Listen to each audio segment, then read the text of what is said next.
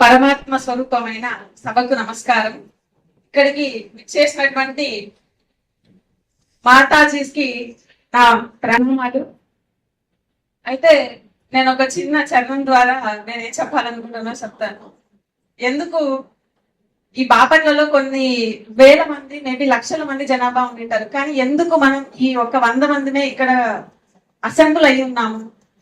దానికి అలాగే ఎందుకు ఉమెన్ ని ఎందుకు గృహిణులని ఎందుకు ఫోకస్ చేశారు మా రవి సారు అనే దాని మీద ఒక చిన్న సృష్టికి జీవం పోసినది 2 అక్షరాల ప్రేమ, నీ గర్భగుడిలో పురుడోసుకున్నదే మానవ చిరునామా అమ్మా. సకల చరాచర జీవరాశులకు అంతే కదా, సకల అన్నిటికీ ఆధారం అమ్మ. అమ్మ లేకపోతే ఏది ఉండదు.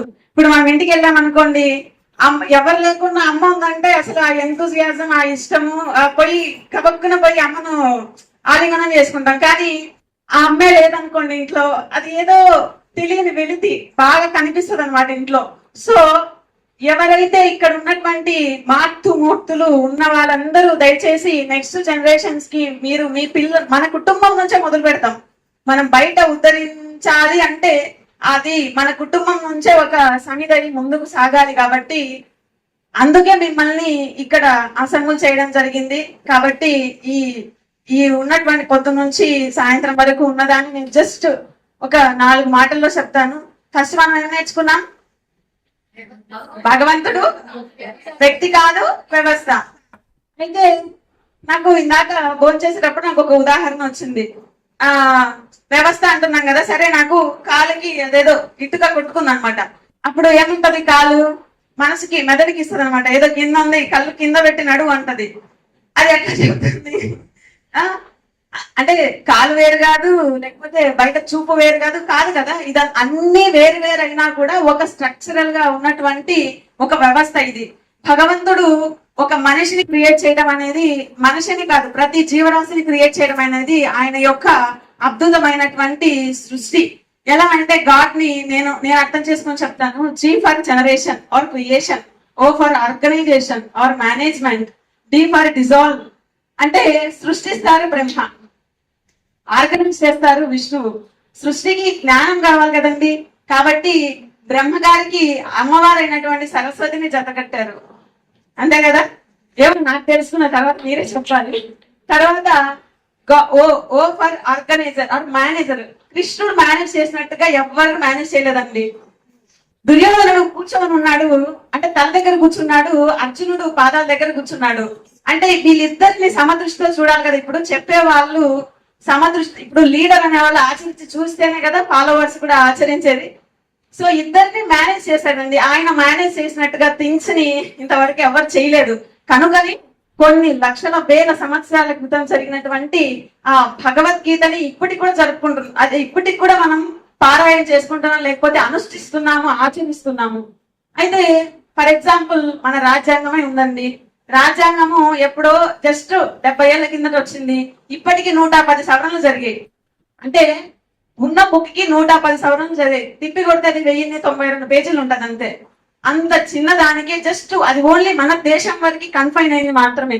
మన రాజ్యాంగం ఇంకొక దేశం వాడు ఫాలో కాదంటే లాగౌట్ కొడతాడు. ఎందుకంటే ఐసీజీలో ప్రపంచానికి ఒక కోర్టు ఉంటది. మనకి సుప్రీం కోర్టు ఎట్లుంటదో అట్లాగే ఇంటర్నేషనల్ కోర్ట్ ఆఫ్ జస్టిస్ అని ఒకటి ఉంటది. దాంట్లో పోయి ఫిర్యాదు చేస్తారు. ఇదిగో ఈ దిక్కుమాల భారతదేశం వాడు, అంటే వాళ్ళ వర్షం చెప్తున్నా, మనది చాలా కర్మభూమి, గొప్ప భూమి, చాలా మంచి భూమి.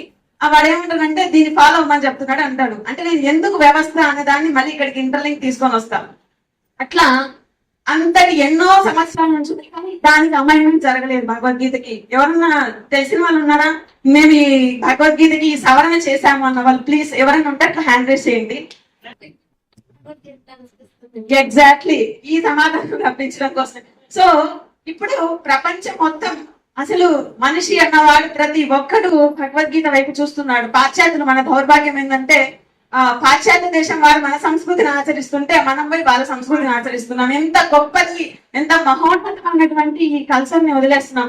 భగవద్గీత అని గొంతు చించుకొని అడిగితే ఎట్టనుకుంటాను ఈ జెన్జీలు అంటారే, వీళ్ళు ఏం చేస్తున్నారంటే చనిపోయిన తర్వాత మహాప్రస్థానం జరిగేటప్పుడు వానికి జననము తప్పదు అనివార్యమైన ఈ విషయం గూర్చి శోకింపదగదంటారు. ఆ శవం వింటారండి చెప్పండి. అదే వాడు బతికున్నప్పుడు నేను చెప్పింటే కనీసం శ్రీరామలో రా అని పలికినా కూడా భగవంతుడు ఉద్ధరిస్తారండి. ఎగ్జాక్ట్లీ ఆ ఆలోచింప చేయడానికి మీకు ఈ ఎగ్జాంపుల్ చెప్పాను. సో ఏమంటున్నారంటే చనిపోయినప్పుడు వినిపించే ఒక బుక్ లేకపోతే వినిపించేటువంటి ఒక పారాయణ అంత దౌర్భాగ్య స్థితికి దిగిపోయిందండి మన సంస్కృతి, మన యొక్క ఆలోచన విధానం. దాని నుంచి మనం బయటికి రావాలి. సో ఇలా ఉన్నటువంటిది కానీ ఇందాక మన సభాధ్యక్షుల వారు చాలా మంది చెప్పారు, భగవద్గీత ఇప్పుడే నేర్చుకుంటావులే, ఎంజాయ్ చేయి, like enjoy the life. Retirement వస్తుంది కదా నీకు 60 ఏళ్ల తర్వాత, అప్పుడు కొంచెం విషాద యోగం నుంచి మొదలుపెట్టు. ఎప్పుడో నీకు ఆ విషాద యోగంలోనే ఉంటాడు, ముందుకు పోడు. కర్మయోగం పోడు, జ్ఞానయోగం రాదు, భక్తి యోగం ఎప్పుడు వెళ్తాడు. కాబట్టి సమయం దొరికినప్పుడల్లా మనము భగవద్గీతను ఫస్ట్ స్టెప్, ఇప్పుడు పిల్లవాడు పుట్టాడండి, వ్యవస్థానానికే చెప్తున్నా, ఫస్ట్ మన అమ్మ కడుపులో కళ్ళు, ముక్కు, కాళ్ళు, చేతులు అదే 6 నెలలకి ఇది ఏర్పడుతుంది, 4 నెలలకి అట్లా అంతా అంటారు కదా. బయటికి వచ్చాడు, పుట్టంగానే వాడు అన్నం తింటాడా? ఏం చేస్తారు? మీరు అందరు చెప్పాలి, అనుభవజ్ఞులు. నాకైతే లేదు. పాలు తాగారు, సరే అబ్బాయి పిల్లవాడు నువ్వు పాలే తాగు జీవితాంతం అంటే తింటారా? వాడు ఎన్నెన్నో తింటారు. కాబట్టి భగవద్గీతను కూడా ఫస్ట్ మనము లోపలికి ఆకలింపు చేసుకోవాలంటే ఫస్ట్ వినాలి, చెవుల నిండా వినాలి. ఇప్పుడు మనకి చూపించే దేవతా మూర్తులు, ఇప్పుడు గణేశకి చెవులు ఎందుకు ఇంత పెద్దగా ఉంటాయి అంటే, ఓకే, ఎక్కువ వినాలి, తక్కువ మాట్లాడాలి. తొండం చిన్నగా ఉంటుంది, చెవులు పెద్దగా ఉంటాయి. కాబట్టి ఈ భగవద్గీతని పదే పదే మనం వింటూ వస్తే మన శ్రవణంలో నుంచి బ్రెయిన్ లోకి వెళ్ళి మనం ఆచరించేటప్పుడు భగవంతుడు ఇప్పుడు వ్యవస్థ అనేది ఒప్పుకున్నాము, ఏకం అంటాం. భగవంతుడు ఒక్కటే, రకరకాల కాదు అంటాం. అందాక మన రేణుకా మాతాజీ గారు చెప్పారు, భగవంతుని పాదాల దగ్గర విడిపూలై ఉంటారా, లేదంటే ఒక మాల వలె హృదయం దగ్గర ఉంటారా? ఎక్కడ ఉండాలనుకుంటున్నాం మీరు చెప్పండి ఒకసారి. మాలై ఉండాలనుకుంటున్నారు కదా. ఆ మాలై ఉండాలి అని అనుకుంటే మనము ఇప్పుడు ఫర్ ఎగ్జాంపుల్ నేను ఆఫీస్ లో ఉన్నాను, నా పై అధికారో లేకపోతే ఎవరో ఒకరు తిట్టారు, లేకపోతే మీరే తీసుకుందాం, మీ ఇంట్లో మీ బాబు మీ మాట లేదు, లేకపోతే మీ ఆయన మీ పైన పెత్తనం చెలాయిస్తున్నాడు అనుకున్నాం.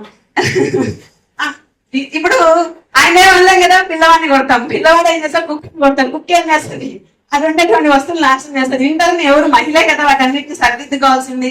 కాబట్టి ఇప్పుడు ఆయన వేరు కాదు, మనం వేరు కాదు. ఆయన అంటున్నాడు లేదా ఆయన తిడుతున్నాడు, లేకపోతే సమ్ ఎక్స్పర్ట్స్ మనం తిడుతున్నాడు, మనల్ని క్రిటిసైజ్ చేస్తున్నాడు అంటే వాళ్ళని తిట్టుకుంటున్నారు అన్నప్పుడు మనకు తాకదు, అది దుంపుకొని వెళ్ళిపోతాం. అంతే కదా. ఇది అనుకోక ఈగోలకు వెళ్ళి నువ్వు నాకు దొరక్కపోతావా నీ కథ మళ్ళీ చెప్తా, తర్వాత చెప్తా అంటే మనమే మళ్ళీ అయిపోతా ఉంటాం. కానీ మార్పు అనేది అంటే మళ్ళీ ఫస్ట్ నుంచే రెడ్ వచ్చా మళ్ళీ మొదల నుంచి పెడతానే ఉంటాం అనమాట. కానీ అది డెస్టినీకి మనం చేరుకోలేని పరిస్థితి. కాబట్టి అక్కడ ఉన్నది ఇక్కడ ఉన్నది వేరు వేరు కాదు, రెండిట్లో ఉన్నది ఆ భగవంతుని యొక్క చైతన్యమే. అక్కడ ఉన్నా ఇక్కడ ఉన్నా ఎక్కడున్నా ఈ ఫ్యాన్ లో ఉండేది చైతన్యమే, మైక్ లో ఉండేది ఇది, ఈ చెవులు రింగులు, ఈ బట్టలు గాజులు అన్ని అంత లోపలికి గట్టిగా. ఈ పిల్లవాడైతే పాలతో మొదలుపెట్టి లాస్ట్ ఏం తింటాడో మీకే తెలుసు. అంతవరకు ఎలా ఆయన యొక్క ఆహార బలం ఉంటుందో అలాగే మన యొక్క భావనా శక్తి కూడా, మన యొక్క ఆలోచన విధానం కూడా అలా అభివృద్ధి చెందాలన్నమాట. దినదిన అభివృద్ధి చెందాలి. థర్డ్ పాయింట్ ఏంటి? కర్మ స్వాతంత్రం లేదు. అంతే కదా. చాలా బాగా చెప్పారు రవి సారు. కర్మ స్వాతంత్రం లేదు అంటే ఇప్పుడు నేను నిన్ను కొడతా, కర్మ స్వాతంత్రం అదే చెప్పేటువంటి పీపుల్ ని బేస్ చేసుకొని మనం వాళ్ళని చెప్పేటువంటి విధానంలో వాళ్ళకి నచ్చ చెప్పే విధానంలో ఉంటది. నిజంగానే మన కర్మ స్వాతంత్రం లేదు, కానీ భావ స్వాతంత్రం ఉంది. ఆ భావ స్వాతంత్రాన్ని కూడా సన్యసించమంటున్నారు భగవంతుడు. అలా సన్యసిస్తేనే మనము నిజమైనటువంటి ఆ యథార్థ చైతన్యాన్ని పట్టుకుంటాము, ప్రతి విషయంలోనూ చూస్తాము. ఇప్పుడు మనందరం పొద్దు నుంచి ఇంతవరకు విన్నాము, బయటికి వెళ్తానే ఉంటది, గుమ్మం దగ్గర కచుకో ఉంటది, నాకు ఇట్లా ఏమంటది ఇగో ఉంటది. ఫస్ట్ మనకి పడనోళ్ళు ఉంటారు, బయటికి వెళ్తానే అన్ని వచ్చేస్తాయి మనలోకి. ఇంతవరకు చాలా పరిశుద్ధంగా ఉన్నాం. ఖచ్చితంగా చెప్తున్నానండి, నేను కూడా పాటించగా చెప్తున్నా. మనం అన్ని చదువుతాము కాదనట్లేదు, కానీ కొన్ని విషయాల్లో మళ్ళీ అది మన పూర్వజన్మల అంటే మనం ఒక బ్యాగ్ వేసుకొని తిరుగుతున్నాం. మన పూర్వ కర్మలని ఒక సంచిత అది మనం దాని ప్రకారంగా మనం మారితే, కానీ ఒక నిమిషం ఒకరిని క్రిటిసైజ్ చేసే ముందు కానీ, ఒకరిని తప్పుగా మాట్లాడే ముందు కానీ, ఇందాక ఒక మాట చెప్పారు, ఒక అమ్మాయి అంట ఇద్దరిని పిల్లల్ని చంపేసి తను కూడా చచ్చిపోయిందంట. ఇంకొకటి కొన్ని చెప్పారు, ఇప్పుడు ఫ్రెండ్ మారిందన్నో భర్తలు భార్యలు ఎదిరించడం కాకుండా భార్యలు భర్తల్ని చంపేస్తున్నారు కూడా, అంటే చాలా సార్లు చూస్తున్నాం. సో ఇట్లా ఎందుకు ఇంత వాళ్ళు చైతన్యమే మనము చైతన్యమే అనుకున్నప్పుడు టైం కూడా భగవంతుడే కాబట్టి టయానికి మనం వాల్యూ ఇవ్వాలి. కాబట్టి వాళ్ళు చైతన్యం, ఈ చంపుకోవడము రాగము రోగం కూడా ఉండదు. ఒకటే అన్నప్పుడు రోగం ఎందుకు వస్తుంది, ఉగ్ర వ్యాధి ఎందుకు వస్తుంది, దాని పట్ల మనం ఎమోషన్స్ పెంచుకుంటున్నాం. ఇందాక సార్ చెప్పారు కదా, ఈ డోపమైన్ అనేది మంచి హ్యాపీనెస్ హార్మోన్. మిగిలిన వెట్రినలు టెస్టోస్టిరాన్ ఇవన్నీ మనకి ఉద్రేకాన్ని పెంచేవన్నమాట. దానిపైన అట్లాంటి భావాన్ని మనం పెంచుకోవడం వల్ల రోగాలు రాగాలు ద్వేషాలు ఇవన్నీ వస్తున్నాయి. కాబట్టి ఇవన్నిటిని వదలాలంటే ఇక్కడ వినింది వదిలిపెట్టకుండా మనం ఆచరణలో పెట్టినప్పుడు మాత్రమే మనం దాంట్లో నుంచి మనం ముందుకు వెళ్తామని భావిస్తున్నాను. అలాగే ఖచ్చితంగా ఇప్పుడు పోతానే మనం అనుష్ఠానం చేస్తామా అంటే కష్టం. ఇది మనం ఇట్లా సంగతిని ఇంకా మీరు ఇట్లా మన అందరితో కనెక్ట్ అయ్యి ఉండి మనం ఇంకా కొంతమందిని మనం ఈ వారణాసి ఆశ్రమంలోకి తీసుకొని వచ్చి అలా మనం 10 మందితో కలిసి ముందుకు వెళ్తా ఉంటే ఖచ్చితంగా మనం సక్సెస్ సాధిస్తాం. ఒకనొక రోజుకి ఈ జగత్తు ఆయన చైతన్యాన్ని మనం పట్టుకుంటామని ఇంతవరకు నాకు అవకాశం ఇచ్చినటువంటి మీ అందరికీ ధన్యవాదాలు.